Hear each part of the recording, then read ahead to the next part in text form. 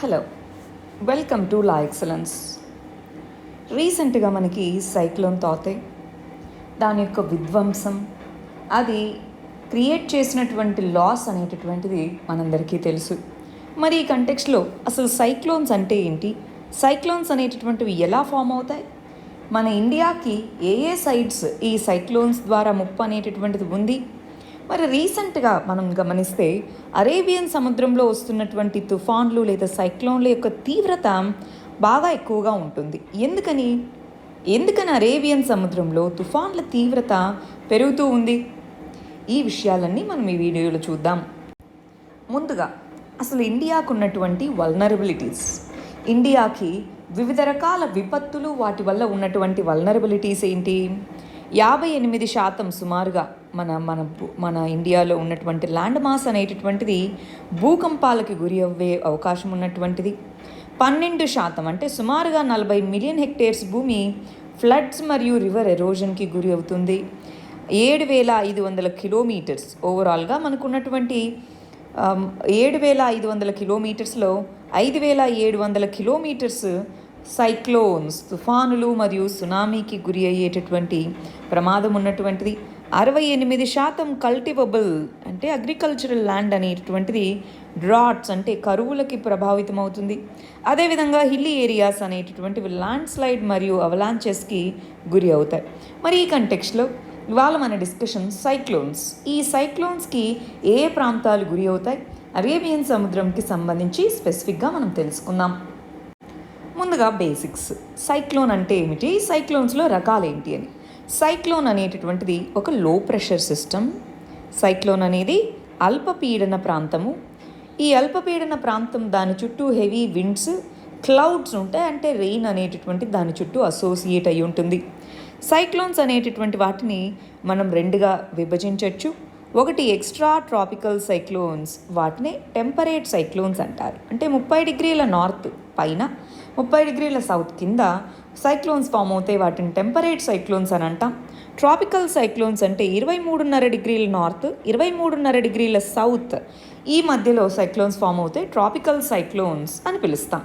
Tropical cyclones అనేవి జనరల్గా large scale weather systems, tropical sub tropical ఏరియాస్లో వాటర్స్ అంటే ఓన్లీ వాటర్ బాడీ మీద మాత్రమే సైక్లోన్స్ అనేటటువంటి ఫామ్ అవుతాయి.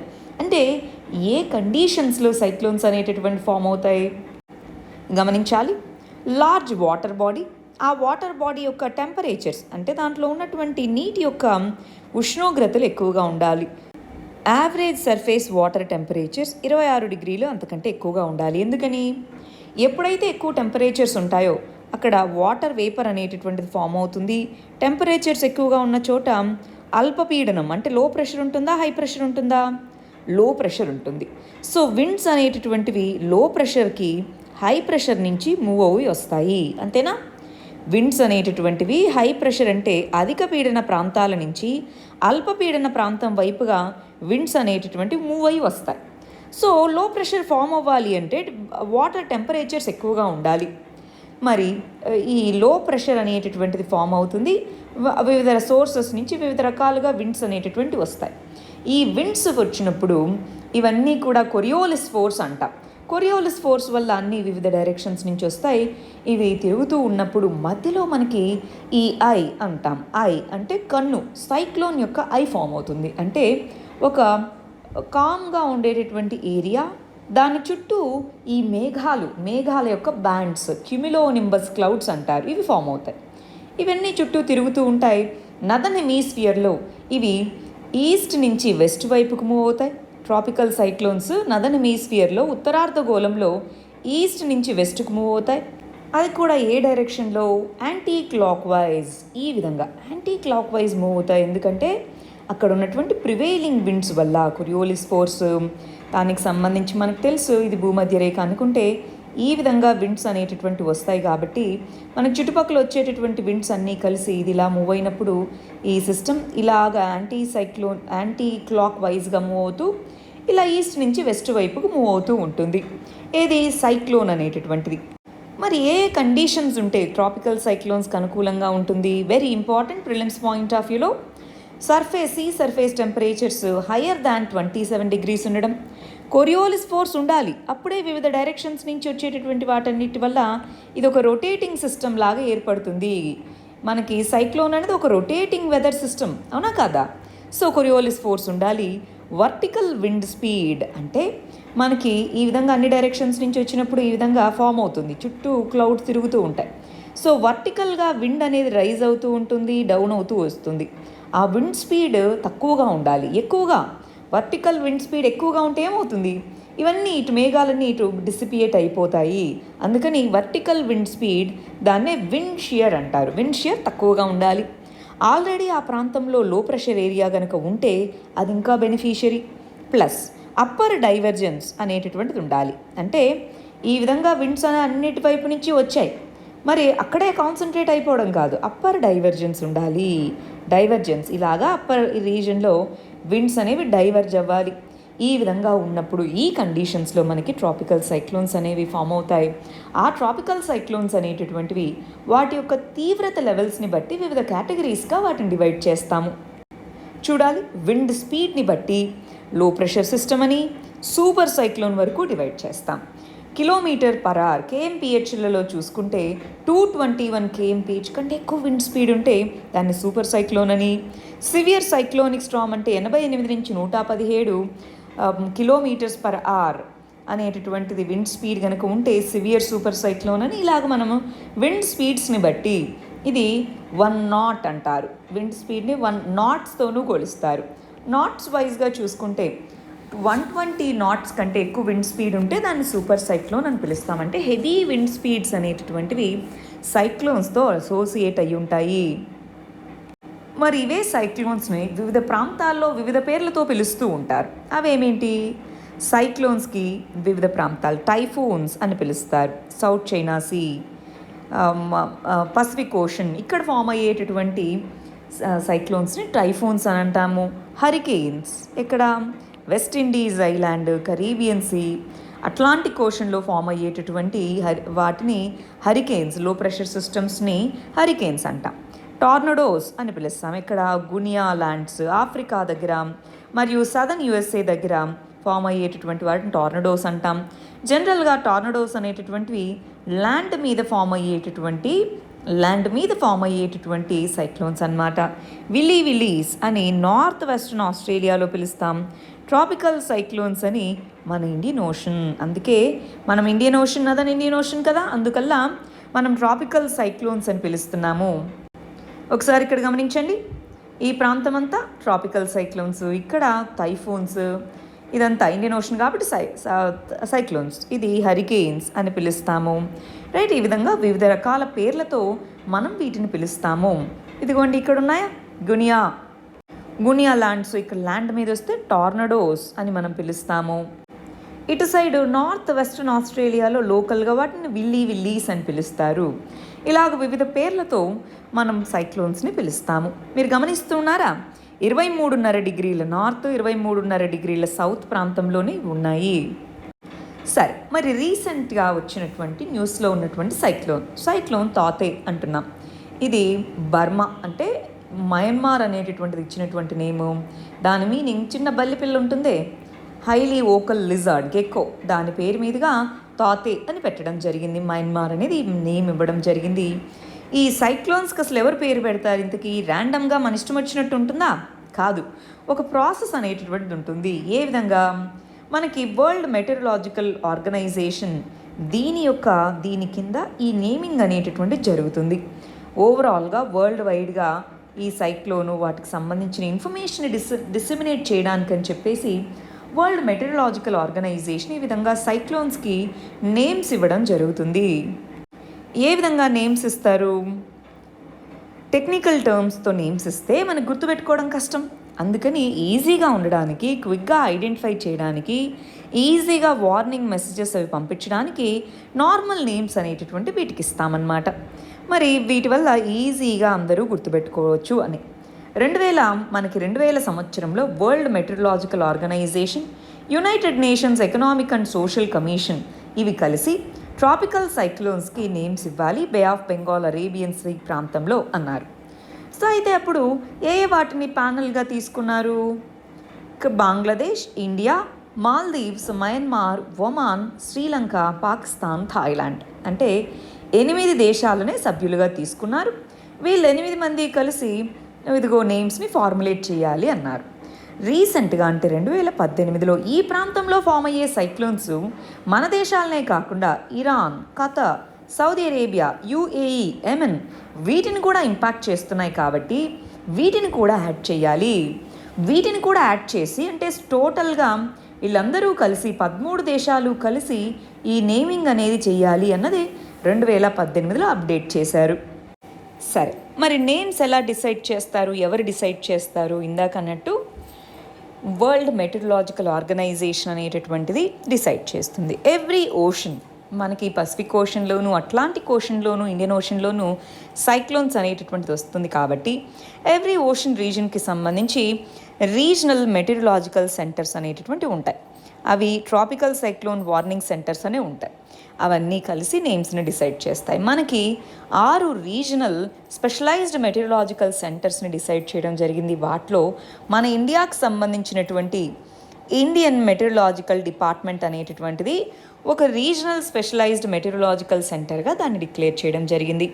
అది ఢిల్లీ, ఆర్ఎంసీ ఢిల్లీ అనేటటువంటిది మన నదర్న్ ఇండియన్ ఓషన్ రీజన్లో అంటే బే ఆఫ్ బెంగాల్ కానీ అరేబియన్ సీలో కానీ ఫామ్ అయ్యే ట్రాపికల్ సైక్లోన్స్కి నేమ్స్ పెట్టడం అనేటటువంటిది దాని యొక్క రెస్పాన్సిబిలిటీ. మరి ఏమేమి రూల్స్ ఉన్నాయి? ఈజీగా ఆ నేమ్ అనేటటువంటిది ఈజీగా ప్రొనౌన్స్ చేసే విధంగా ఉండాలి. రెండోది, నేమ్స్ అనేటటువంటిది ఒక దేశం యొక్క సెంటిమెంట్స్ని హర్ట్ చేసే విధంగా ఉండకూడదు. జెండర్, పాలిటిక్స్, రిలీజన్ వీటికి న్యూట్రల్గా ఉండాలి. ట్రాపికల్ సైక్లోన్స్, హరికేన్స్ అనేటటువంటివి ఒక పర్టికులర్ పర్సన్ కానీ ఇలాగా వాళ్ళ పేర్ల మీద పెట్టకూడదు. ఫర్ ఎగ్జాంపుల్ ఇందిరా అని ఒక సైక్లోన్ పేరు పెట్టకూడదు. అట్లా ప్రిఫరెన్సెస్ అనేటటువంటివి ఆల్ఫాబెటికల్ సీక్వెన్స్లో ఇవ్వాలి అంటున్నారు. అంటే నేమ్స్ హర్ట్ఫుల్గా ఉండేలాగా వాటికి నేమ్స్ ఇవ్వకూడదు అన్నదన్నమాట. సరే, ఇందాక మనం చూసినట్టు ఇంతకుముందు 8 దేశాలు, ఇప్పుడు 13 దేశాలు వాళ్ళు ఇచ్చేటటువంటి లిస్ట్ని బేస్ చేసుకొని నేమ్స్ పెడతామన్నాం కదా.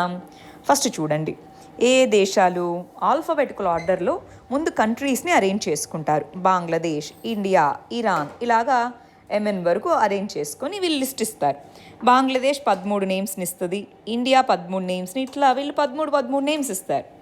ఫస్ట్ బంగ్లాదేశ్ యొక్క నేమ్ని పెడతారు, ఆ తర్వాత ఇండియా, ఆ తర్వాత ఇరాన్, మాల్దీవ్స్. ఇప్పుడు లేటెస్ట్గా వచ్చింది ఈ తాక్తే అనేటటువంటిది, తాతే అనేటటువంటిది. ఈ తాతే అనేటటువంటి మయన్మార్ ఇచ్చినటువంటి పేరు అన్నమాట. నెక్స్ట్ వచ్చేటటువంటి సైక్లోన్కి యాస్ అని పేరు పెడతారు. ఆ నెక్స్ట్ వచ్చే సైక్లోన్కి గులాబ్ అని పేరు పెడతారు. ఇలాగ నేమింగ్ అనేది ఈ 13 దేశాలు ఇచ్చింది ఒక రౌండ్ అయిపోతుంది. మళ్ళీ ఇక్కడ వరకు అయిపోయింది అనుకోండి, మళ్ళీ ఇక్కడ స్టార్ట్ అవుతుంది. అలాగా నేమింగ్ అనేటటువంటిది సైక్లోన్కి ఇవ్వడం జరుగుతుంది. సరే, మరి ఈ ట్రాపికల్ సైక్లోన్స్ అనేటటువంటివి ఏ డైరెక్షన్లో తిరుగుతాయి? ఇందాకన్నట్టు యాంటీ క్లాక్ వైజ్ డైరెక్షన్లో తిరుగుతాయి. ఏ విధంగా నేమ్స్ని అసైన్ చేస్తాము? వీళ్ళందరూ మెంబర్స్ అందరూ కూడా లిస్ట్ ఒకటి సబ్మిట్ చేస్తారు. దాన్ని సీక్వెన్షియల్గా కాలం వైజ్గా ఒక్కొక్కటి ఇస్తూ వెళ్తారు. ట్రాపికల్ సైక్లోన్స్కి న్యూగా ఇస్తారు. ఆల్రెడీ ఉన్న పేర్లను మళ్ళీ రిపీట్ చేయకూడదు. ఫస్ట్ నేమ్తో స్టార్ట్ అయ్యే కంట్రీ ఆల్ఫాబెటికల్ ఆర్డర్లో బంగ్లాదేశ్ కాబట్టి బి అనే దాంతో స్టార్ట్ అయింది కాబట్టి ఫస్ట్ ఆ కంట్రీని లిస్ట్ చేశారు. సెకండ్ ఇండియా, అలాగా లిస్ట్ చేశారు. సరే, ఇది మన బే ఆఫ్ బెంగాల్, ఇది అరేబియన్ సీ. ఇక్కడ ఫామ్ అయ్యే సైక్లోన్స్ ఇలా రావాలి, అంతేనా? Tropical reason.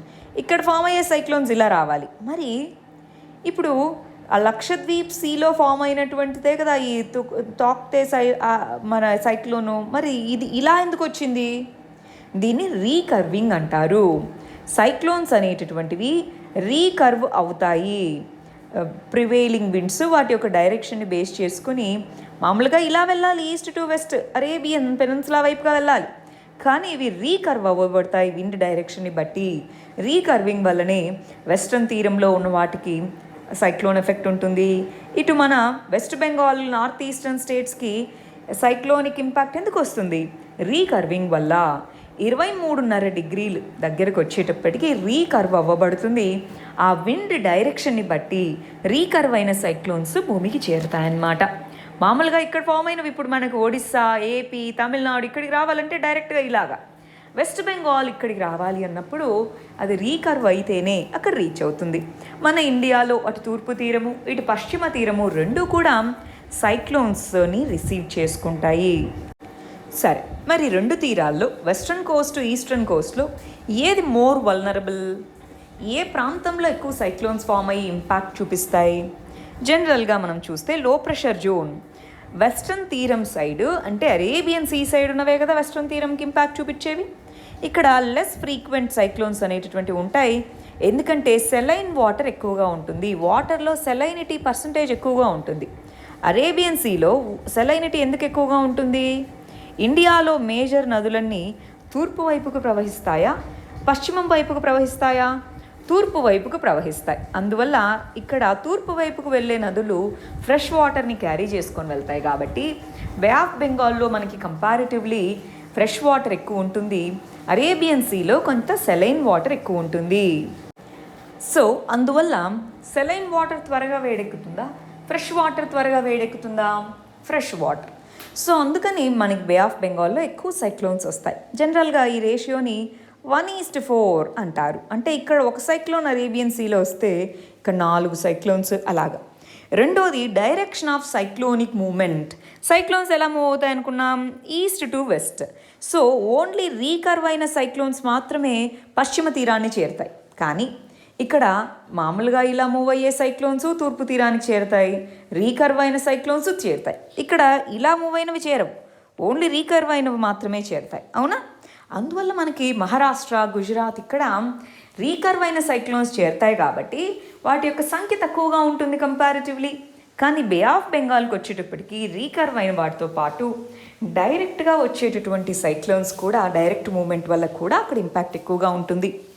సరే, మరి తీర ప్రాంతం అలైన్మెంట్ కూడా వెస్ట్రన్ కోస్ట్, ఈస్టర్న్ కోస్ట్ యొక్క ఇంపాక్ట్ని చూపిస్తుంది. వెస్ట్రన్ ఘాట్స్ అనేటటువంటి ఉండడం వల్ల కొంతవరకు నారో బెల్ట్ మాత్రమే ఇక్కడ ఇంపాక్ట్ అవుతుంది. కానీ తూర్పు ప్రాంతంలో ఈ ఈస్టర్న్ ఘాట్స్ తీర ప్రాంతం నుంచి దూరంగా ఉంటాయి, డిస్కంటిన్యూస్గా ఉంటాయి. వాటి వల్ల ఈస్ట్ తీరం చాలా ప్రాంతం ఇంటీరియర్ రీజన్స్కి కూడా ఈ సైక్లోనిక్ ఇంపాక్ట్ అనేటటువంటిది ఉంటుంది. ఇది కాకుండా ఇంకేమేమి ఇంపాక్ట్స్ ఉన్నాయి, ఇంకే రీజన్స్ వల్ల అరేబియన్ సీలో ఎక్కువ సైక్లోన్స్, తక్కువ సైక్లోన్స్, బే ఆఫ్ బెంగాల్లో ఎక్కువ సైక్లోన్స్ వస్తాయి చూద్దామా? చూడండి, బే ఆఫ్ బెంగాల్ అనేటటువంటి దానికి ఫ్రెష్ వాటర్ సోర్స్ అనేటటువంటిది ఉంటుంది. సో అందువల్ల దీన్ని ఈజీగా వాటర్ వార్మప్ అవుతుంది, ఎందుకంటే వివిధ రకాల లేయర్స్ అనేవి మిక్స్ అవ్వవు కాబట్టి. కానీ అరేబియన్ సీలో కొంత డిఫరెంట్ ఉంటుంది. ప్లస్ బే ఆఫ్ బెంగాల్ చుట్టూ ఉండేటటువంటి ల్యాండ్ ఏదైతే ఉందో, బే ఆఫ్ బెంగాల్ యొక్క షేప్ ఇలా ఉంటుంది. సో దానివల్ల విండ్స్ అనేటటువంటివి స్లోగా మూవ్ అవుతాయి, వీకర్గా మూవ్ అవుతాయి. సో అందుకని స్లోగా ఈజీగా స్పిన్ అవుతాయి, స్లోగా మూవ్ అవ్వడం వల్ల స్పిన్ అవుతాయి. అందువల్ల అక్కడ లో ప్రెషర్ ఫామ్ అయినప్పుడు అది ఇంటెన్సిఫై అవ్వడానికి, లో ప్రెషర్ నుంచి డిప్రెషన్ నుంచి సైక్లోన్గా మారడానికి ఎక్కువ టైం అనేటటువంటిది ఉంటుంది. దానివల్ల సైక్లోన్స్ ఎక్కువగా ఫామ్ అవుతాయి. అలా కాకుండా northern, central, western parts of Arabian Sea అనేది కంపారిటివ్లీ తక్కువ టెంపరేచర్స్ ఉంటాయి. ఈస్ట్ ఆఫ్రికాలో ఉండేటటువంటి విండ్స్ ఏవైతే ఉన్నాయో, ఈస్ట్ ఆఫ్రికాలో మౌంటైన్స్ ఉన్నాయి. ఆ పర్టికులర్ మౌంటైన్స్ అడ్డుగోడలాగా ఉంటాయి. ఫర్ ఎగ్జాంపుల్ కెన్యా, టాంజానియా, ఇక్కడ ఉండేటటువంటి మౌంటైన్స్ మనకు ఉన్నాయి. ఫర్ ఎగ్జాంపుల్ కిలిమంజారో కానీ ఇవన్నీ. సో అవి విండ్ని డిఫ్లెక్ట్ చేస్తాయి. సో అవి చాలా ఫాస్ట్గా వచ్చి విండ్ అనేది అరేబియన్ సీలో చాలా ఫాస్ట్గా మూవ్ అవుతుంది. దానివల్ల ఏమవుతుంది? మామూలుగా లో ప్రెషర్ ఉన్నప్పుడు కొంత స్టేబుల్గా ఉండాలి, స్లోగా ఫామ్ అవ్వాలి, ఆ తర్వాత విండ్స్ అన్ని డైరెక్షన్స్ నుంచి రావాలి. కానీ ఇక్కడ అరేబియన్ సీలో విండ్స్ ఇట్లా ఆఫ్రికాలో ఉండే ఈస్ట్ ఆఫ్రికన్ మౌంటైన్స్ని, ఎస్పెషల్గా ప్లాట్యూస్ కూడా ఉన్నాయి, సోమాలియా ప్లాట్యూ ఇవన్నీ. సో ఇవన్నీ ఇటు రావడం వల్ల అక్కడ అంత త్వరగా లో ప్రెషర్ సిస్టమ్స్ ఫామ్ అయ్యేదానికి ఉండదు, అంత టైం ఉండదు. ఫామ్ అయ్యేలోపే విండ్స్ దాన్ని బ్లో చేసుకొని వెళ్ళిపోతూ ఉంటాయి. సో అందువల్ల జనరల్గా సైక్లోన్స్ అనేటటువంటి బే ఆఫ్ బెంగాల్లో ఎక్కువ, అరేబియన్ సీలో తక్కువ. కానీ ఇప్పుడు అరేబియన్ సీలో చాలా హై ఇంటెన్స్ సైక్లోన్స్ వస్తున్నాయి. ఎందుకని? అదే ఇప్పుడు మన క్వశ్చన్. చూడండి, నార్మల్గా వెస్టర్న్ ఇండియన్ ఓషన్లో నార్మల్గా తక్కువ సైక్లోన్స్ అనేవి నమోదవుతాయి. 1891 నుంచి 2000 మధ్యలో 48 సైక్లోన్స్ అనేటటువంటివి పశ్చిమ తీరాన్ని తాకాయి. దాంట్లో ఓన్లీ 24 మాత్రమే సివియర్ సైక్లోన్స్గా మారాయి. ఏది ఇన్ని సంవత్సరాల్లో. కానీ తూర్పు తీరంకి వచ్చేటప్పటికి 308 సైక్లోన్స్, వాటిలో 103 సివియర్ సైక్లానిక్ స్ట్రామ్స్గా మారాయి బే ఆఫ్ బెంగాల్లో. అయితే జనరల్గా సైక్లోన్స్ అనేవి 2 సీజన్స్లో వస్తాయి. ఒకటి ప్రీ మాన్సూన్, మాన్సూన్కి ముందు. 2 పోస్ట్ మాన్సూన్, మాన్సూన్ తర్వాత. ప్రీ మాన్సూన్ అంటే మే జూన్లో, పోస్ట్ మాన్సూన్ అంటే అక్టోబర్ నవంబర్లో. ఈ 2 సీజన్స్లో మనకి సైక్లోన్స్ అనేవి వస్తాయి. దీంట్లో ఇందాకన్నట్టు చాలా వరకు 70% వరకు 58% దాకా మనకి జనరల్గా సైక్లోన్స్ అనేవి అక్టోబర్ నవంబర్ ప్రాంతంలోనూ, మిగిలినవి మాత్రమే ప్రీ మాన్సూన్ సీజన్లో వస్తాయన్నమాట బే ఆఫ్ బెంగాల్లో. అయితే అరేబియన్ సీలో 25% అనేటటువంటివి అరేబియన్ సీలో ప్రీ అండ్ పోస్ట్ మాన్సూన్స్ చాలా తక్కువ మాత్రమే రీచ్ అవుతాయి. అంటే బే ఆఫ్ బెంగాల్లో ఫామ్ అయిన వాటిలో ఎక్కువ రీచ్ అవుతాయి. అరేబియన్ సీలో ఒకవేళ లో ప్రెషర్స్ ఫామ్ అయినా అవి రీచ్ అవ్వవు. అది సిచ్యువేషన్. కాకపోతే పాస్ట్ ఫ్యూ డెకేడ్స్గా చూసుకుంటే అరేబియన్ సీలో ఉండేటటువంటి ఫామ్ అయ్యే సైక్లోన్స్ యొక్క సంఖ్య కానీ, వాటి యొక్క తీవ్రత కానీ, అది కాజ్ చేస్తున్న డ్యామేజ్ కానీ చాలా హ్యూజ్గా ఉంది, చాలా ఎక్కువగా ఉంది. సరే, ఇప్పుడు కొన్ని స్టాటిస్టిక్స్ చూద్దాం. చూడండి, 1891 నుంచి 2017 ప్రాంతంలో అరేబియన్ సీలో జనరల్గా మనం ఓవరాల్గా ఇయర్లీ చూసుకుంటే యావరేజ్గా 5 సైక్లోన్స్ అనేవి నార్దర్న్ ఇండియన్ ఓషన్లో ఫామ్ అవుతాయి. దాంట్లో 4 అనేవి బే ఆఫ్ బెంగాల్ మీద, 1 అరేబియన్ సీ. అంటే 1:4 నిష్పత్తిలో అరేబియన్ సీలో 1 అయితే ఇక్కడ 4. ఆ విధంగా ఆన్ అండ్ యావరేజ్ 5 సైక్లోన్స్ అనేటటువంటివి యాన్యువల్గా మనం చూస్తూ వచ్చాము. సరే, అయితే 2017 నుంచి 2019 ప్రాంతంలో మనకి టోటల్ సైక్లోన్స్ అనేటటువంటివి పెరుగుతూ వచ్చాయి. వాటిలో సివియర్ సైక్లోన్స్ అనేవి పెరుగుతూ వచ్చాయి. చూడాలి, నార్దర్న్ ఇండియన్ ఓషన్ ప్రాంతంలో టోటల్ యావరేజ్ సైక్లోన్స్ అనేటటువంటివి పెరుగుతూ వచ్చాయి. సివియారిటీ ఆఫ్ సైక్లోన్స్ కూడా పెరుగుతూ వస్తున్నాయి. సివియారిటీ సైక్లోన్స్ ఎందుకని బే ఆఫ్ బెంగాల్ అరేబియన్ సీలో తేడా ఉంటుంది. ఇందాక మనం చూసినట్టు బే ఆఫ్ బెంగాల్ అనేది ఆ సైడ్ ఎక్కువగా ఉండాలి. కానీ ఇప్పుడు ఎందుకని అరేబియన్ సీ కూడా మారుతూ ఉంది గమనించండి. అరేబియన్ సీలో కూడా వస్తున్నటువంటి నంబర్ ఆఫ్ సివియర్ సైక్లోన్స్ పెరుగుతూ ఉన్నాయి. బే ఆఫ్ బెంగాల్తో పోలిస్తే చూడాలి, సైక్లోన్స్ సివియర్ అవుతున్నాయి. సో ఎందుకని అంటే వార్మర్, మామూలుగా అయితే బే ఆఫ్ బెంగాల్ కంపారిటివ్లీ వార్మర్గా ఉంటుంది కాబట్టి. కానీ ఇప్పుడు కనుక చూస్తే ఇంతకుముందు లాస్ట్ 130 సంవత్సరాల్లో ఎన్నడూ చూడనంత సివియర్ సైక్లోన్ ఈ సైక్లోన్ తాతే అన్నమాట. సో అంటే బే ఆఫ్ బెంగాల్ నుంచి సివియారిటీ లెవెల్స్ అనేవి అరేబియన్ సీలో పెరుగుతున్నాయి అన్న ట్రెండ్ అయితే ఈ నంబర్స్ నుంచి మనకు అర్థమవుతుందా? ఎప్పుడు నంబర్స్ ఇంపార్టెంట్, డేటా ద్వారా మనం అనలైజ్ చేయగలగాలి. రైట్, అర్థమైంది. ఓకే, ఒకసారి చూడండి లాస్ట్ ఏ విధంగా ఉన్నాయో. 2018లో సైక్లోన్ మెకాను అనేటటువంటిది వమన్ అనేటటువంటి దాన్ని హిట్ చేయడం జరిగింది. చాలా హ్యూజ్ స్కేల్ డిస్ట్రక్షన్ జరిగింది. ఈ మన అరేబియన్ సీలో ఫామ్ అయ్యి ఇండియన్ కోస్ట్ దగ్గర స్టార్ట్ అయ్యి ఇప్పుడు ఓమన్ని హిట్ అయింది సైక్లోన్ మెకాను అనేది. ఆ తర్వాత సైక్లోన్ వాయు, ఇది గుజరాత్ని డెస్ట్రాయ్ చేసింది. గుజరాత్ తీరాన్ని దాటి చాలా హ్యూజ్ స్కేల్ నష్టం కలిగించింది. సైక్లోన్ నిసర్గ, లాస్ట్ ఇయర్ సైక్లోన్ నిసర్గ అనేటటువంటిది మహారాష్ట్ర యొక్క తీరాన్ని మహారాష్ట్ర తీరాన్ని దాటి ఇంపాక్ట్ చూపించింది. ఇప్పుడు సైక్లోన్ తాతే అనేటటువంటిది లాస్ట్ 4 సంవత్సరాలు ఇవన్నీ సివియర్ సైక్లోన్సే అండి. ఇక్కడున్న 4 కూడా సివియర్ సైక్లోన్స్, అది కూడా హిట్ అయింది. అంటే వార్మ్ ఓషన్ టెంపరేచర్స్ పెరుగుతూ ఉన్నాయి, అంతేనా దాని మీనింగ్? మామూలుగా ట్రాపికల్ సైక్లోన్స్ ఫామ్ అవ్వాలంటే మనకి కండిషన్ తెలుసు, రీజన్ తెలుసు. ఏమని? ట్రాపికల్ సైక్లోన్స్ ఫామ్ అవ్వాలి అంటే మరి వార్మ్ వాటర్స్ అనేటటువంటివి ఉండాలి, సర్ఫేస్ టెంపరేచర్స్ పెరగాలి. సో అరేబియన్ సీ యొక్క సర్ఫేస్ టెంపరేచర్స్ అనేటటువంటివి పెరుగుతూ ఉన్నాయి.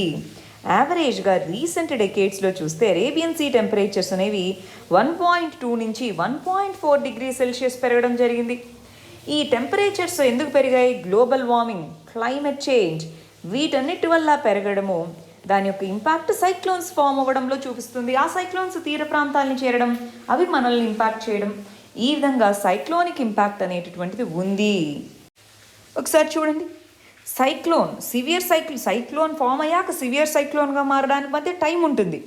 కానీ వెరీ వెరీ ర్యాపిడ్గా మామూలుగా అయితే ఈ సైక్లోన్ తాతే అనేది 2 రోజుల్లోనే ఇంటెన్సిఫై అయ్యి వెరీ సివియర్ సైక్లోనిక్ స్టార్మ్గా మారింది. వామ్ వాటర్ అనేటటువంటిది 50 మీటర్స్ డెప్త్ వరకు స్ప్రెడ్ అయ్యి ఉంది. అందువల్ల హ్యూజ్ స్కేల్లో హెవీ ఇంటెన్సిటీ అనేటటువంటిది పెరగడం జరిగింది. ఏమేం రీజన్స్? టెంపరేచర్స్ అనేటటువంటి ఓవరాల్గా ఇండియన్ ఓషన్ ప్రాంతంలో పెరగడం. స్టడీ ప్రకారం 2014లో ఇండియన్ ఓషన్ యొక్క టెంపరేచర్స్ అనేటటువంటివి 0.7 డిగ్రీ సెల్సియస్ పెరగ్గా, వాటిలో ఈ వెస్ట్రన్ ఇండియన్ ఓషన్ అనేది అన్ఎక్స్పెక్టెడ్గా 1.2 డిగ్రీ సెల్సియస్ పెరిగింది. యావరేజ్ కంటే కూడా చాలా రెట్లు ఎక్కువ పెరగడం జరిగింది. ప్లస్ రీసెంట్గా అరేబియన్ సీలో ఉన్న సైక్లోన్స్ యొక్క ఇంటెన్సిటీ పెరుగుతూ ఉంది. 5 ఎక్స్ట్రీమ్ సైక్లోన్స్ ఉంటే లాస్ట్ కొన్ని సంవత్సరాల్లోనే సివియర్ సైక్లోన్స్ అనేటటువంటి పెరిగాయి. సీ సర్ఫేస్ టెంపరేచర్స్ పెరగడం అనేది వన్ ఆఫ్ ది ఇంపార్టెంట్ రీజన్స్గా, అంటే గ్లోబల్ వార్మింగ్ ఇవి వన్ ఆఫ్ ది ఇంపార్టెంట్ రీజన్స్గా చెప్పచ్చు. సరే, మరి మీరు చూసే ఉంటారు ఇండియా గేట్, దాని దగ్గర అసలు ముంబై సిటీకి సంబంధించినటువంటి విజువల్స్ చూసుంటారు ఈ సైక్లోన్ తాతే దగ్గర. సో అక్కడ మనకు కనిపిస్తున్నటువంటివి స్ట్రామ్ సర్జ్ అని పిలుస్తారు. అంటే వేవ్స్ అనేటటువంటి వచ్చి హెవీగా తీరాన్ని హిట్ చేయడం. ఎందుకని?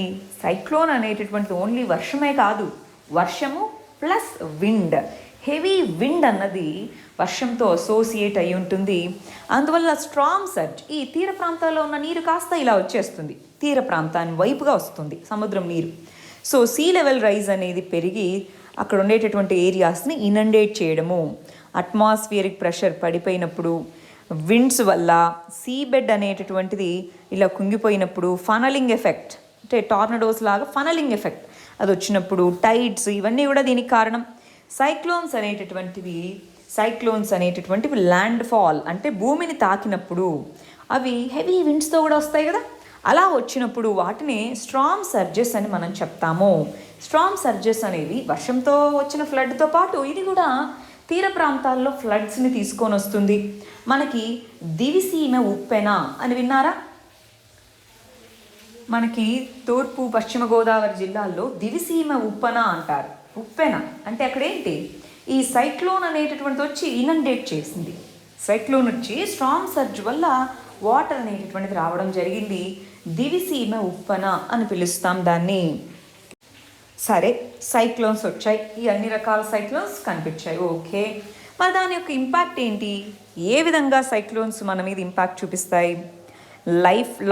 కొంతమంది చనిపోతారు, ప్రాపర్టీ డ్యామేజ్ అవుతుంది, ఇన్ఫ్రాస్ట్రక్చర్, రోడ్స్, కరెంట్ తీగలు పడిపోవడం, ఇలాగా ఇన్ఫ్రాస్ట్రక్చర్ డ్యామేజ్ అవుతుంది, క్రాప్స్ డ్యామేజ్ అవుతాయి, అంటే చాలామంది యొక్క లైవ్లీహుడ్స్ పోతాయి, బోట్స్ ఇవన్నీ పోవడము, వీటి వల్ల ఫిషర్మెన్ అనే వాళ్ళు ఎక్కువ ఇంపాక్ట్ అవుతారా లేదా? ఫిషర్మెన్ ఇంపాక్ట్ అవుతారు. వాటర్ బోర్న్ డిసీజెస్, ఈ ఫ్లడ్స్ వీటి వల్ల వాటర్ బోర్న్ డిసీజెస్ రావచ్చు. కోస్టల్ కమ్యూనిటీ స్ట్రాంగ్ సర్జ్ వల్ల డిస్ప్లేస్ అవ్వచ్చు. ఎకానమీకి ఎంతో నష్టం వస్తుంది. మళ్ళీ దాన్ని రికవర్ చేయడానికి చూడండి, ఎంతో హ్యూజ్ స్కేల్ రీహాబిలిటేషన్కి కానీ రిపేర్స్కి కానీ ఎంతో డబ్బులు ఖర్చు అవుతాయి. సో అవన్నీ ఒకవైపు. ఎన్విరాన్మెంటల్గా కూడాను తీర ప్రాంతాల్లో ఉన్న కోరల్ రీఫ్స్ దెబ్బతిండము, ఆ అలల పోటుకి ఇవి దెబ్బతిండము. తీర ప్రాంతాల్లో ఎప్పుడైతే సెలైన్ వాటర్ వస్తుందో, సెలైనిటీ, ఉప్పు శాతం పెరుగుతుంది ఆ ల్యాండ్స్లో. ఇన్వేజివ్ స్పీషీస్ అంటే సముద్ర స్పీషీస్ కొన్ని నదులు, చెరువులు వీటిలోకి వస్తుంది, వీటి ద్వారా అలా రావడము. కోస్టల్ ఏరియాస్లో ఉండే లగూన్స్ అంటాం, లగూన్స్ కానీ వాటన్నిటిలో సడన్గా ఈ సీ వాటర్ రావడము, విండ్స్ వల్ల అది క్యారీ చేసుకుంటూ రావడం వల్ల ఈ లగూన్స్ వీటన్నిటిలో పొల్యూషన్ పెరగడము, ఇవన్నీ కూడా సైక్లోన్స్ వల్ల వచ్చేటటువంటి వివిధ రకాల ఇంపాక్ట్స్. మరి వీటికి సంబంధించి ఇండియాలో ఏమేమి కేస్ స్టడీస్ ఉన్నాయి? సైక్లోన్ మేనేజ్మెంట్లో ఇండియాలో ఏ స్టేట్స్ ఏ విధంగా రెస్పాండ్ అయ్యాయి మనకు తెలుసు. ఓవరాల్గా ఈస్ట్ అండ్ వెస్ట్ కోస్ట్లో ఉన్నటువంటి అన్ని స్టేట్స్ ఆన్ యావరేజ్గా సైక్లోన్స్ వల్ల ఇంపాక్ట్ అవుతాయి. వాటిలో ఒడిస్సా అన్నటువంటిది చాలా హ్యూజ్ స్కేల్లో ఇంపాక్ట్ అయ్యేటటువంటి రాష్ట్రం. ఒడిస్సాలో సూపర్ సైక్లోన్ 1919, ఇది ఒక్క ఒడిస్సానే కాదు, ఆ super cyclone Thailand, Bangladesh, Myanmar, India ఇన్ని దేశాలను ఒకేసారి ఇంపాక్ట్ చేసింది. 10,000కు పైగా మంది చనిపోవడము, కొన్ని లక్షల మంది డిస్ప్లేస్ అవ్వడం జరిగింది.